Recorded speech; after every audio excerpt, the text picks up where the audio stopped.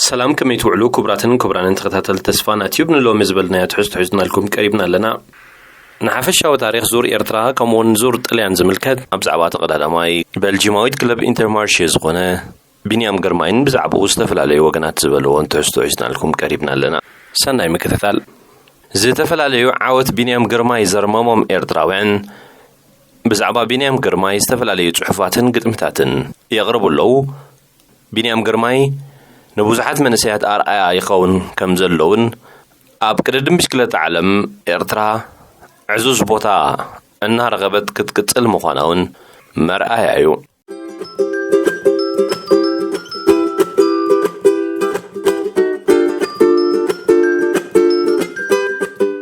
زور إرتران زور إيطاليان بإرتراوان ستودبين أي مجمّر تقدم بشكلة زور إرترا أبشحن شعات 246 قداماي وددروا كايدو حموشت مدرخات دما نيرو زبلم سامببكو قرميلوني قداماي تعواتاي إيطالياوي نونزيو باريلا كخون كلو زبزح غيزي استعوته توداداراي دما هابتو ولد سمونيو اتن موداتا غيزي استعوته تقداماي زمن فسلومون كوينوم أب تاريخ تمزجبوم يركبو زوري إرترا بزنبره بوليتيكاو هواهو نحمس عامتات دحر مقراطو أب كلتا شحن حدن داغماي تاتاتيو أغديو مغن أب شحن جعت 236 زجمره بإيطاليان زكايد زنبره وددرات نيرو أب شحن جعت 239 إرتراوان مس إيطاليان تحاويسون كودادرو مستفقدلهم إرتراوي قبر مريم قبرو قداماي كوين تعويتو حق زربا كم زي ملو بتلفزيون انكتاتلو كم تور دي فرانس انت زي كوينو قددم بشكلتا بزو حيفتوني مخنياتو ابناي كتما حنساب مس حلفو كلا غزيك سعزمصو خصبيم عقلي بلين لوم كمان سالا برخت الحي جرو دي ايطاليا بغتا سلازراخو منفسي تبرابيرولو يغني لي برخت نموداتا غزيا بس مراقد دم بشكلتا استغتاتل كلو امنغو ينحسكرياس حلباين سناي صغاين أب مونوبوليس تخيده ناي موداتا وسان صوتا نيرو حلباين سالساي غزي سعيرو وانچان حلال وخ غبران كلو سناي دما كمناتلو إيطالياوያን ኤርትራ ገዝዋን ከለው ኣብ 1898 يوم ንመጀመርታ ግዜ ብሽክለታና በኤርትራ ተኣታትዮም ካብ 1905 ድማ ኣብ ምምልላስ ቡስጣን ካለ መንግስታዊ ምልኣኸን ተዋፊረን ይሰርሓ ነይረን ሽዑብ ዓለያይ انتايد اللازي عربا شيطان إلوم سمات أميقوما كلا أزا سم كتكير اللوا بشكلتا بحل هزب إرترا قلتيفو تاتاتو جزي وسدلون بفلا يبس مران كبابيان زغمتو قلتيفو مرعموم كتقومو لا جميروم كونتات أير إرترا بشكلتا خزور مچو بمخانو دارقا عمت ملو كتزورات غل أبلعليو عقبن كل سلزلو زورت دانقان تنفاسن ويفيات تخطريونا يقدن يقون إنه الليلو ميد حرميتن 20 عامت بحال بشكلتا أبير تراخم بعل بنيام قرماي مرهاو قدسن ناتنايل تسفاتيونن بشكلتهم توتحهم أب جيرو دي إيطاليا عبي تاريخ أم مسرح يركبو مرميرو بزقبا زردون ترغيبوس كعللوكم با أب مفارق شحن شعات 209 أب كتما خرن وددر بشكلتا ناي أماتر تجميرو نيرو تسفاين هنوكن زبهالو عرقتين متعبيتين دما كودادرو جميروم أنا دما من كان من يحمق إلى الممد يجمر دحار بشكلتا حيزي كرن حليب منتل 10 كيلومتر بتحي بنهرنا تملسكو هاندبت أدقي أتيوني نتا أدقي جيتش قدي فيو دحار أنا نسماي بتحي أبزات أرقاي ستحي لكم أنا بشكلتا ينسترفنا ينبرن أنا مو لحتت إيلة شعوز جمرن كواي خون كساب لومي بشكلتا زي برهني هيوت قتاليو هيوت كم بشكلتا ميزان حلا خد قتل نقدميت كتنقساقس اللوا بشكلتا خزور مود ما ختورادر نح تنفاس دانغا ناي موددار منفس كونتات كام حلاو يدلي هيوت كتبلصق انت خوينا دما كم آيا ألبرت أينشتاين كم زبلو Life is like riding a bicycle. To keep your balance, you must keep moving. سلازي نغيد ميزان هيوتنا نحلو بشكلتنا نزور صحفي عوض أرقاي ኣባላት ተስፋና ቲዩብ ድማ ገለ ናይ ንባብ ምትዕርራይ ጌርናሉ ኣለና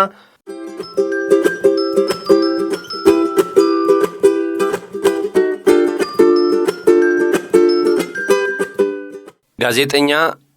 ኣማኑኤል አልአዛር ብዛዕባ ቢንያም ግርማይ ኣብ ሳልሳይ መድረኽ ጂሮ ዲ ኢጣልያ ዝረኸቦ ራብዓይ ተርታ ኣመልኪቱ ከምዚ ዝስዕብ ኢሉሎ ቢንያም ግርማይ ምስ ሱሙያት ቮላቲስታታት ተጠማጢሙ ራብዓይ ተርታ ሒዙ 201 ኪሎ ሜትር ዝሸፈነት ሳልሳይት መድረኽ ጂሮ ዲ ኢጣልያ ብዓወት ናይቲ ኣብ ዙር ፈረንሳ 34 ናይ መድረኽ ዓወታት ዝተጎናጸፈ እሞ ምስ በዓል ክብረ ወሰን ኤዲ ማርክስ ዝተመዓራረየ ብሪጣናዊ ማርክ ካቫንዲሽ ተዛዚማ ቢንያም ምስ ሱሙያት ቮላቲስታታት ተጠማጢሙ ራብዓይ ተርታ ሒዙ ቢንያም በዚ ዝሓዞ ደረጃ ኣብ ቅጽበታዊ ውድድር ብ55 ነጥቢ ንቫንደርፖል ተኸቲሉ ካልኣይ ተርታ ሒዙ ብምህላው እቲ ሆላንዳዊ ድማ ማልያ ሮዛ ስለ ዘይረከበ ኣብ ራብዓይ መድረኽ እውን ንማልያ ነጥቢ ተኸዲኑ እዩ ክዝውር ቫንደርፖል 62 ነጥቢ ክሕዝ ከሎ ቢንያም ግርማይ 55 ነጥቢ ካቫንዲሽ ድማ 53 ነጥቢ ኣለዎም ክብል ብዛዕባ ውዕሎ ቢንያም ግርማይን ዝረኸቦ ነጥብን ጽሒፉሎ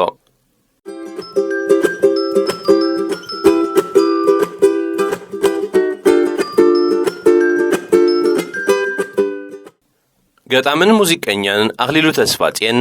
ሓቂኡ ክስዕር ኢሉ ንዓወት ቢንያም ግርማይ ኣመልኪቱ ሓደ ግጥሚ ጽሒፉሎ ልበይ ብዓወታት ምስ ሰኸረ ዕንዝዝ ኢለ ክዕዘብ ጀሚረ ተጠመጥኩ ናብ ቢንያም ኣተኪረ ረኺበዮም ኩሎም ደቂ የረ ኣብቲ ምስሉ ምስልታት ይግንጸሉ ኩሎም ከዋኽብቲ ይቕልቀሉ ኣብ ገጽ ዝጐብለል ረኺበዮን የማነ ገበል ኣብ ደናጉ ዝሓየት ተሓቢኡ ኣሎ ዮናስ ዘካርያስ ምዝንኡ እዚ ጅግና ኣስናኑ ምስ ነኸሰ ደሳለ ነጋሽ ኣብ ምስሉ ነገሰ ኣብ ሕቖ ዝባዳህሪ ኣሎ ሳምሶም በዓል ድርብ ሕድሪ ንጎላጎል ምእንቲ ክጽመሞ ቢንያም ያረድ መጸ ክስከሞ ኣብ ቮላታ ምስ ወሰኸ ናህሩ ቢንያም በርሀ መጺኡ ተወርዊሩ ኣለዉ ኹሎም ጠቢቖም ኣብ ነብሱ ኣጆኻ ይብልዎ ሓቦ ይቕስቅሱ ኣለዉ ቶም ደገፍቲ ናይ ቀደም ናይ ጥንቲ ክሳብ ዝልሕትቱ ዝግዕሩ ክሳብ ዝልከቱ ዝጭድሩ ሓቂ ይባ ክስዕር ክደፍእ ዘውዲ በይኑ ባይኮነን ዝጐብለል ወዲ ኣብ ነብስያ ዘላ ብምልእቲ ዓዲ ሚልዮናት ልብታት ከቲተን ኣብ ሓንቲ ክብል ንታሪኻዊ ዓወት ተቐዳዳማይ ቢንያም ግርማይ ዘለዎ ዕዙዝ ስምዒት ገሊጹሎ ካልእ ሰሎሞን ገብረስላሴ ዝተባሃለ ኣፍቃሪ ስፖርት ድማ ስምዒቱ ብኸምዚ ገሊጹሎ ወዲ ግርማይ ኣቶ ግርማይ ወሊዱ ሆርዒዳ ጹሪ ተስታይ ቀላስ መኼዳ ግርማይ ወሊዱ ንቢንያም ሓኸለ ጠማር ኩሉ ኣካብ መሰንገለ ግራንድ ቱር ጂሮ ዲ ኢጣልያ ወኒንካያ ኢላ ኤሪትሪያ ክንደይ ኒሒው እንታይ ዝበለ ስረ ዝደጋገም ካብ ዓወት ዘይፈለ እንታይ ደኣ በለት ዓለም ደጋጊምካ ማልያታት ክትስለም ስምዓድኻ ምስምካ ደሚቑ ጠሓሒሳ ኣብ ኩሉ ዕለቕሊቑ ጭዋ ህዝብኻ በኣኻ ኾሪዑ ቢንያም ክብል ስምካ ተለቂሑ ኒሕቲ ሕንገጥ ከብዲ ብጥልቅዑ ዓቐበት እንተጸናሓካ ተራዕሪዑ ንድሕሪት ኢልካዮ ንግሆ ብተልኡ ንጎላጉልውን ሂብካዮ ዋግኡ ከተፊልካ ድሕሪ ሆላንዳዊ ደጊምካዮ ስራሕ ናይ መርሃዊ ኩራዕ በል ወናም ኤርትራዊ ወዲ ግርማይ ተኸዳኒ ግርማ በዓል ሓቦ ስልማት ኤርትራ ጐይታ ዓወት ውላዳ ነስመራ ዕተራበል ጽባሕውን ከም ሎሚ በሎኽ ይበል እቲ ዕቑር ዓቕሚ ክብል ሓጐሱን ካብ ተቐዳዳማይ ቢንያም ግርማይ ዘለዎ ትጽቢትን ምትእምማንን ገሊጹ ሓደ ካልእ ደጋፊ ስፖርት ድማ ከምዚ ዝስዕብ ክብል ሓሳቡ ገሊጹሎ ኣቤት ብቕዓት ኣብ ዝንኡስ ዕድመን ፈላሚ ምስታፍን ኣብ ከምዚ ዝበለ ዓብዪ ዓለም ለኻዊ ውድድር ምስ ከም በዓል ማርክ ካቫንዲሽ ዝወዳደር ከምዚ ዝበለ ብቕዓት ክትርኢ بحقي زدنقيو انقو حقوسكان حقوسنان ቢንያም መወዳደርት አልቦ ፀሐይ ደበሳይ በእንግሊዝኛ ብዝጻሐፎ ኩርዓት ከም ዝተሰምዖ ዝገልጽ ሐሳብ ከምዚ ይልሎ Only heroes drive the whole population of a country towards unity. The Eritrean hero Binyam Girmay is the one this season to make us all proud in unity. He is writing history for himself, his Eritrea, and of course his Africa. I am hoping to see his fellow Merra and Natu to shine in the Giro d'Italia as Bini did today. Can't be more proud of the Eritrean cycling records. በመባል ሓጎሱ ገሊጹሎ ፀሐይ ደበሳይ ዝበሎ ናብ ትግርኛ ክንትርጉሞን ተፈቲና ሓርበኛታት እዮም ንሙሉእ ሃገር ናብ ሕብረት ዘምጽዎ ቢንያም ግርማይ ድማ ኣብዚ ወቕቲ እዚ ንሃገር ብሓበ ናብ ሓድነት ኣምጪው ኣሎ ቢንያም ግርማይ ንዕኡ ንሃገሩ ኤርትራን ንኣፍሪካን ታሪኽ ጽሕፍ ኣሎ ኤርትራውያን ተቐዳደምቲ መርሃዊ ቅዱስን ናትናኤል ተስፋጽንን እውን ከምዚ ሎሚ ቢንያም ኣብ ጅሮ d'Italia ዝገበሮ ክደምቁ እምነ የሎም እዚ ኣብ ታሪኽ ቅድድም ብሽክለታ ኤርትራ ኣዝዩ ዝሕብን ዓወት እዩ ብምባል ሓሳቡ ገሊጹሎ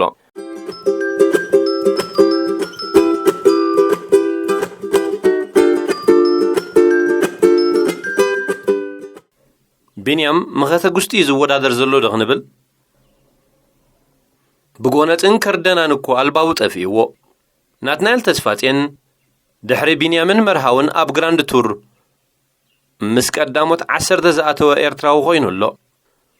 ቢንያም ግርማይ ሎሚ ጻሒሉ ብሕማቕ ዘይወደቐ መቸም ዕድለኛ እዩ ንሱን ኣብ መርበብ ሓበሬታ ጋንቱ ኣብ ዘርግሖ ሓበሬታ እንቋዕ እግዚኣብሔር ኣውጻኒ ኣብ ውሽጢ 100 ሜትሮ 2 ግዜ ተጎኒጸ ነይረ ክብል ሓጺር መብርሂ ይብሎ ኣብ ናይ መወዳእታ ቅጽበታ ውድድር ቢንያም 2 ግዜ እዩ እናተጎነጸ ብንጹር ኣብቲ ቪድዮ ፊኒሽ ተሰኒዱ ዘሎ እዚ ጉዳይ ኣብ ኩለን ሜድያታት እውን ብጉሉሕ ተቐሪጹሎ ብርክት ዝበሉ ፕሮፌሽናል ተንተንቲ እውን ኣንተ ሕግዶ የለን እዩ ኣብ ብሽክለታ ክሳብ ምባል በፂሖም እዮም ብወገነይ ኣብ ኩዕሶ እግሪ እምበር ኣብ ቅድድም ብሽክለታ ከምዚ ዓይነት ጎንፂ ርኤ ወይ ኣጋጢሙን ይፈልጥን 2 ግዜ ክቅድም ኢሉን ክብገስ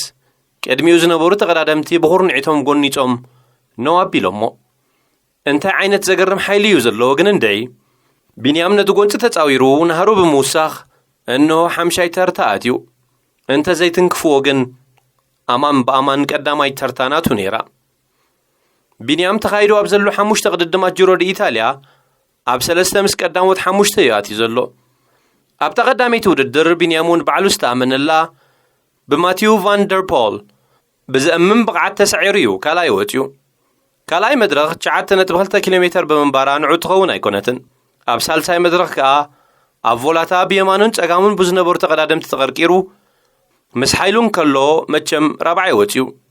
ሎሚ ድማ ርኡይ ብርኡይ እናተጓሰጠ ኸማን ኢዱ ይሃበን ጠሓሒሱዎም ጽቡቕ ነጥቢ ሒዙ ቢንያም 72 ነጥቢ ኣዋህሊሉ ነቲ ኣብ ቀዳማይ መድረኽ ዝሰዓሮ ቫን ደር ፖል ብ5 ነጥቢ ቀዲምዎ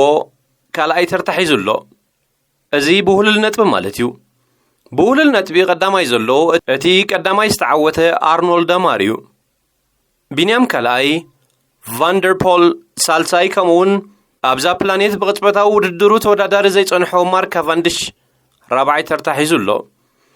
ቫን ደር ፖልን ካቫንዲሽን ኣብ ናይ ሎሚ ሓምሻይ ጸወታ ምስ 10 ቀዳሞት እውን ኣተውን ኣብቲ ናይ ሎሚ ውድድር ወዲ 22 ዓመት ተቐዳዳማይ ናትናኤል ተስፋጽን ሻምናይ ተርታ መሓዙ ኣብ ታሪኽ ቅድድም ብሽክለታ ኤርትራ ዓቢ ክታም ኣንቢሩሎ ካብ ኤርትራውያን ተቐዳደምቲ ኣብ ግራንድ ቱር ኣብ ናይ መድረኽ ውድድር ሳልሳይ ምስ 10 ቀዳሞት ዝወፁ ተቐዳደምቲ ክኸውን በቂዑሎ ቅድሚ ሎሚ መርሃዊ ቅዱስን ቢንያም ግርማይን ጥራዮም ኣብ ግራንድ ቱር ምስ ቀዳሞት 10 ዕውታት ከኣትዉ ዝበቕዑ እዚ ጽሑፍ እዚ ካብ ማሕበራዊ መራኸቢታት ዝረኸብናዮ ኮይኑ ብጋዜጠኛ ሳምሶም ሃይለ ዝተጻሕፈ እዩ ክቡራትን ክቡራንን ተኸታተልቲ ተስፋና ዩቲዩብ ንጅሮ d'Italia ተኸታተልና ካልእ ነዚ ዝመስል ሓሳባት ናይ ዝተፈላለዩ ተኸታተልትን ኣፍቀርትን ቅድድም ብሽክለታ ኤርትራን ደገፍቲ ኤርትራውያን ተቐዳደምትን ከነምጻልኩም ኢና ምክትታልኩም ክትቅጽሉን ኣብ መደብና ዘለኩም ርእቶታት ክትህቡና شير كمون لايك كتقبروا دمان عدمكم مولو عود نيرتراوان تقدادمتي أب كل غرن على العالم أب استفل عليه عيو تتأميدهم جزاء نبسهم هزبو من هاجروا من أمعوات زركبوا كلهم إيرتراوان نمني لهم سسنا يسعبكم النابلنا نفليكم